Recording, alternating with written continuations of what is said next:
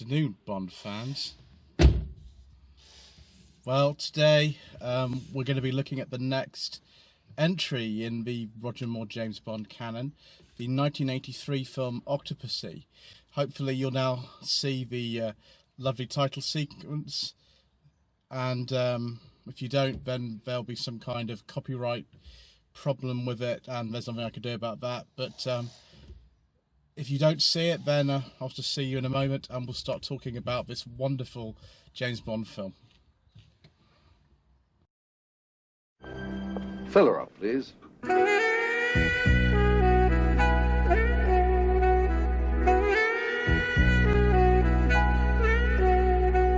All I wanted was a sweet distraction for an hour or two. Had no intention to do the things we've done. Funny how it always goes with love. When you don't look, you find. But then we're two of a kind. We move as one. We're an all-time high. We'll change all that's gone before. Doing so much more than falling in love. On an all-time high. We'll take on the world and win. So hold on tight, let the flight begin. I don't want to waste a waking moment. I don't want to sleep. I'm in so strong and so deep, and so are you. In my time, I've said these words before, but now I realize my heart was telling me lies. For you, they're true. We're an all-time high. We'll change all that's gone before. Doing so much more than falling in love.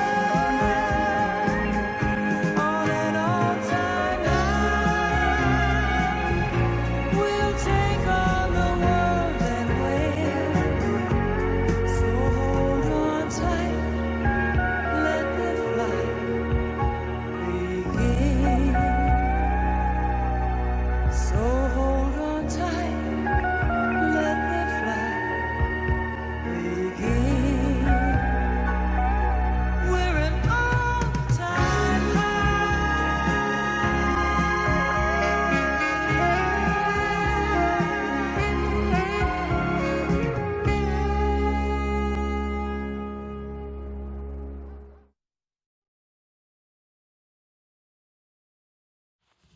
So Octopussy was towards the end of Roger Moore's James Bond career. It was filmed mainly in 1982 and it was released in 1983. It went up against Never Say Never Again in the cinemas, and we'll probably talk about Never Say Never Again another time because that's a particularly fascinating film if you want to look back at it. But we've got Roger Moore, who stars, it's his sixth Bond film.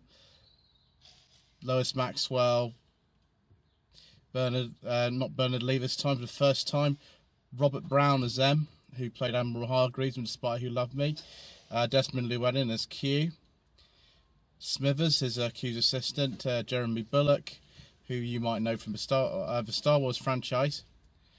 Then we've got Maud Adams, Louis Jourdain, Kabir Bedi, Vijay Amritraj, I think is the way you pronounce it. I don't really know. Kristina Wayborn, who has the most intense looking face I have seen in a long time, particularly the lips for some reason. It's very intense looking lips on her. Plays a character called Magda. And then amazing Stephen Berkoff. We'll have to get back to Stephen Berkoff in a bit. And finally, Walter Gotell as General Gogol. The idea of Octopussy, it's a little bit confusing. It involves Fabergé eggs. It involves smuggling. It involves circuses, clowns, Indian palaces.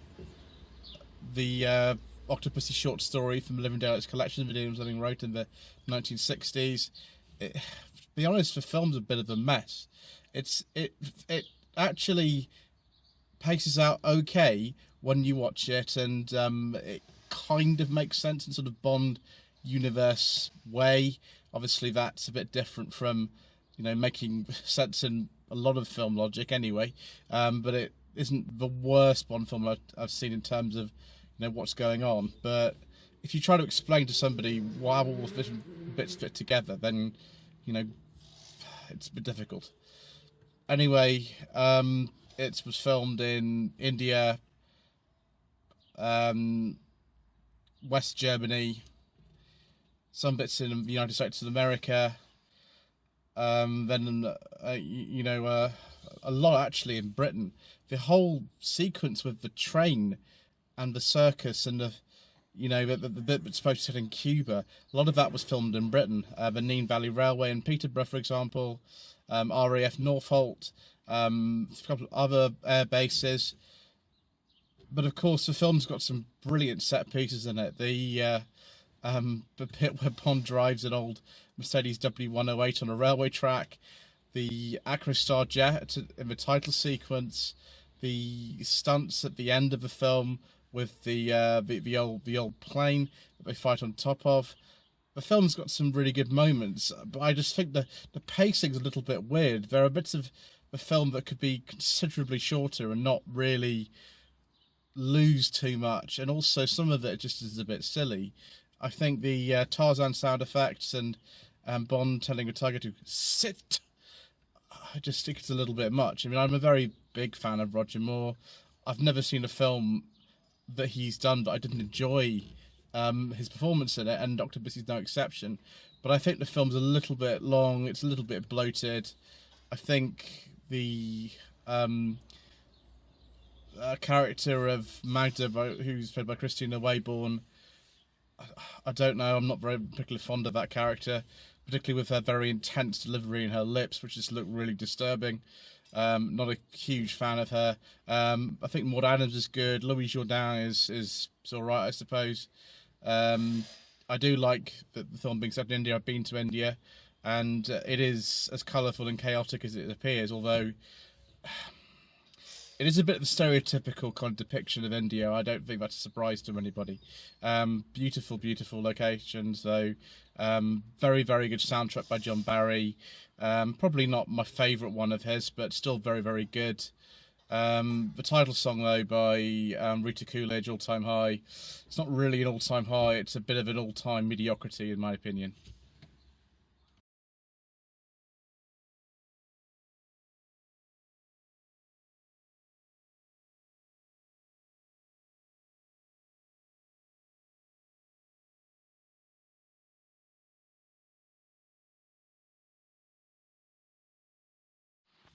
So, one of the things that I like about Octopussy is the variety of cars in the film. There's far more cars in this film than a lot of the Bond films that I've covered on this channel. You know, recently we did Spy Love Me and For Your Eyes Only. This has far more of a variety and kind of just a list of cars that are used in it is much longer. There are a lot more scenes involving car chases and things in this, despite the fact we've actually got two long aircraft sequences in this film. We've still got loads of cars, and are particularly good at a car chase involving a 1983 Alfa Romeo GTV6 2.5 with the legendary Alfa Romeo Bulso engine in it. Somebody on the production team must have been quite a fan of Alfa Romeos at this time. The car sounds brilliant, and you know, the GTV6 is a fantastic car before the drive shaft inevitably snaps on you, which it seems to do all the time, and of course you've got other alpha quirks on them. that the one that Roger Moore steals in Germany, or rather a set looking like Germany, I think actually, is in a sort of anthracite colour. The car is filmed in both Britain and West Germany, and it is chased by a fleet of 1982 BMW 518s. Now those are very, very well driven. I think it was a Remy Julien effort again, the stunts that were done in this particular film. The 518 does a wonderful sort of J-turn at one point, and it's a very exciting chase with the Alpha actually. It's one of definitely the highlights of the film for me. The bit with the clown makeup's not so much, but you know, never mind.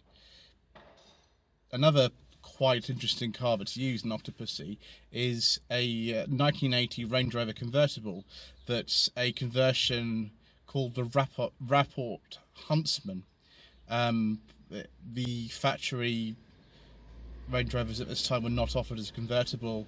The Rapport Huntsman conversion on this car has actually been modified slightly again.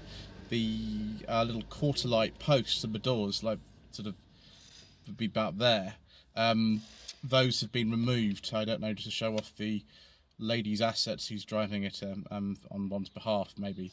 I don't know. But yes, you know, that's the car that tows the Star jet, so it must be a good one. Then, if you look very carefully at the sort of HD pictures that you can see in a lot of you know, DVDs and Blu-rays of Octopussy, the little rickshaws, the tuk-tuks, I think they're called sometimes, those actually aren't proper models. They're not Piaggio Arpes or Bajajes or whatever. They're actually custom made for the film. I don't know what the running gear is underneath there, but it just don't look quite right. I've been to India myself. If you were to start to, you know, analyse the styling of it and everything like that, you find that actually that's not a proper make of rickshaw. It doesn't matter or anything, but you know, just interesting they built those for the film. Another car that's very prominent, as I referred to a little bit earlier, the 1968 Mercedes-Benz 280S, the W108 shape, a Paul Brack design. Now that car must have been modified to go onto the tracks to follow the train. I'm absolutely sure that they did something to do with that, because I'm not sure that a standard set of wheel hubs would just go straight on a track like that if the tyres are all shut off, but the film says that that's the case, and so it must be true. They must have used a lot of different W108s for this particular sequence. I don't know how many they did, maybe like 5, 10, or at least. They would have been pretty cheap in '83. The car, as far as we know, it's a 280S, although there is some debate about that, and 68 is just the first model year that you see particular changes coming in, so that's about as close as we can get, I think.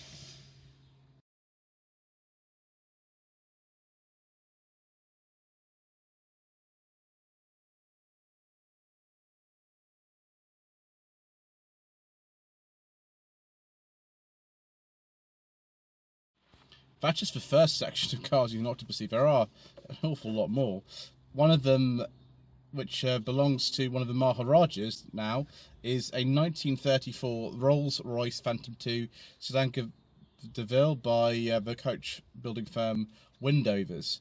That is used by Kamal Khan in India, and then you see Magda, Kristina Wayborn in the thumbnail that I've chosen there.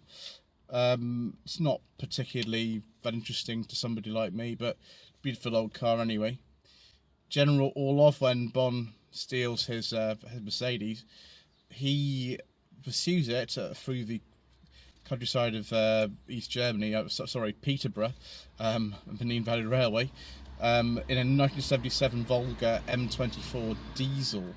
Now, I think this is one of the Belgian-built Volgas. There's one of those actually also in Thunderball. Well, when we get to Thunderball at some stage, we'll talk about GPK 110C, which is the plate of the Volga that appears in a few films and television series in the 60s. It must have been to one of the members of the production crew or something. That has a nice few shots, actually. We think it's a diesel one because most of them built at that Belgian factory were. Another car that's used to pursue Bond in India is a 1942 Willys MB Jeep. There's actually a different Jeep used later in the film as well. Jeremy Bulloch, Boba Fett, Smithers, same chap.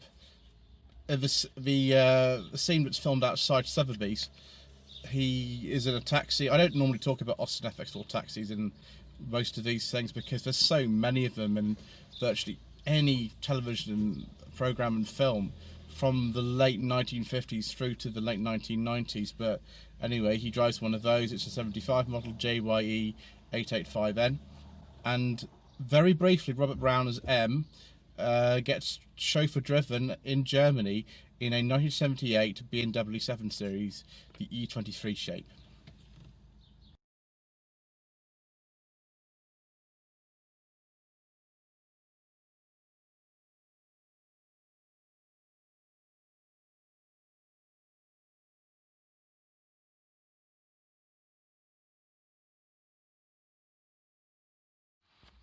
Now, the atomic bomb that's been smuggled into the American Air Force Base doesn't get detected, of course, by the base staff because they maybe wouldn't expect that.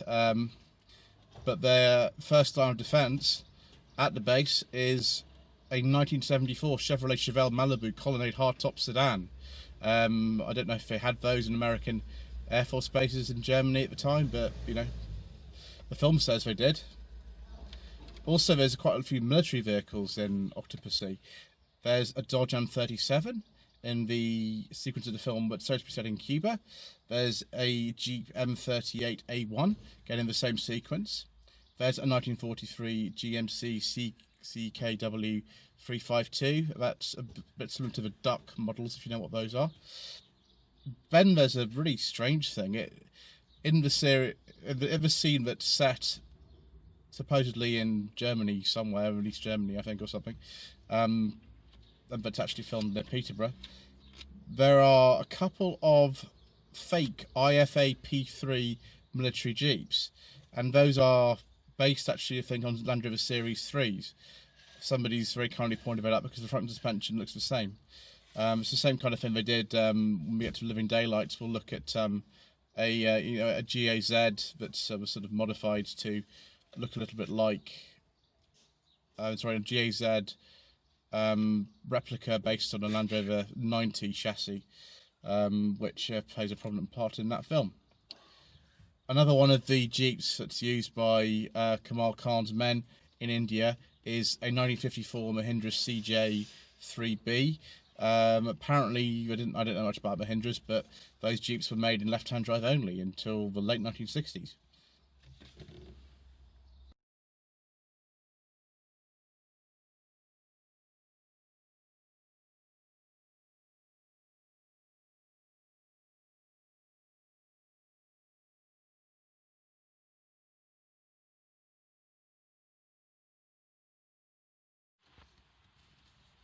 One of the things that you notice watching Bond films very carefully, if you're a bit of a car enthusiast, is that there's lots and lots of Mercedes-Benz models, mostly driven by villains, but sometimes driven by Bond himself. There's a Mercedes S-Class, for example, in Skyfall that Bond drives in, well, what I think is China, supposedly anyway. And this is no different. There's a Mercedes-Benz that's used by M and Bond, which I'll talk about a little bit later on. But first of all, at the Sotheby's auction, Kamal Khan and his lady friend are picked up in a 1967 Mercedes-Benz 600 Pullman. It's a very, very long car. It's sort of, the Dictator Special, really, those cars. Made, I think, from 63 all the way to 81. This is a 68 model. It's WYY58F. It's not the most subtle car, I should think, to go to the airport in, but, Kamal Khan doesn't need to be subtle, does he? There are two Mercedes-Benz W123 models used. They're supposed to be the same car, but they're not quite. The car that's actually driven near Checkpoint Charlie with Bond and M in it is a 1980 Mercedes 200. The interior shots of that car were filmed with a stretch W115 because it doesn't look quite right. And when Mr. Coleman and I the other day watched Octopussy, we both pointed that out. When the car that is supposed to B in Germany, arrives at the circus. It has actually changed slightly for a 1977 W123 model. It's dark in the shot, so most people wouldn't even notice that. But you know, this is the kind of video that we notice these things in, isn't it? The car that Kamal Khan and Gobinder, his henchman, played by Kabir Bedi, used to escape the atomic bomb, is a 1973 Mercedes-Benz S-Class, a W116 shape. Now, that particular car, it has a nice false plate on it, and of course, they think at one point the car won't start and they'll be stranded there when the bomb goes off, but of course they do escape, and their comeuppance comes later in the form of Q and his hot air balloon. Yes. Trying to explain the plot of Octopussy to somebody who's never seen the film is a bit difficult. Finally, there's a couple of Volkswagens in Octopussy. There's a 1964 Volkswagen Carbon Gear convertible. That is seen when Bond tries to thumb a lift and get to the American airbase to foil the plot, and a group of teenagers in a very bad condition 64 Carbon Gear convertible fail to pick him up. I think one of them is one of the Bond, the sort of Doctor Who continuation authors or something. I can't remember what his name is, but anyway, I'm sure some of you know more about that than I do. And Bond eventually gets a lift in a 1971 Volkswagen 1302, where he's offered things like a bit of German sausage. That car looks very similar to the 68 Beetle that I filmed the other day, actually. Yeah, nice colour and everything, a bit slow. That's probably why he doesn't steal the cat car, he then steals the GTV6 to get to the airbase a little bit quicker.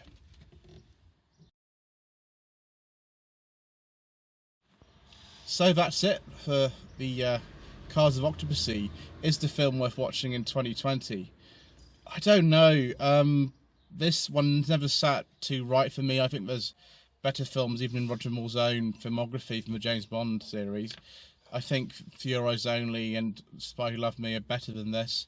The plot is a bit of a mess. It's got some quite nice locations in it, and the music's good, and there's some good acting performances in it, but it never sat quite well with me for some reason. I don't quite know why.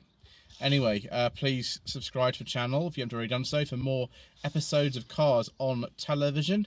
Don't forget to like this video, to leave a comment below.